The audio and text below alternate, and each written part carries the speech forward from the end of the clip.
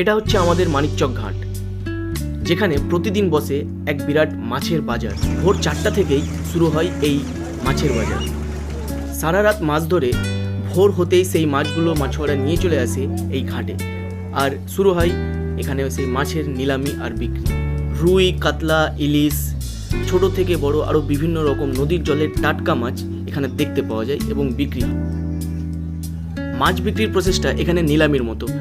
মাছ দেখে দাম ডাকা হয়, যে সব থেকে বেশি দাম দেবে মাছ সে নিয়ে যাবে। আর এরকমই চলতে থাকে প্রায় 8টা অবধি। 8টা থেকে 9টার মধ্যে সমস্ত মাছ এখানে বিক্রি হয়ে শেষ হয়ে যায় আর বাজার উঠে পড়ে।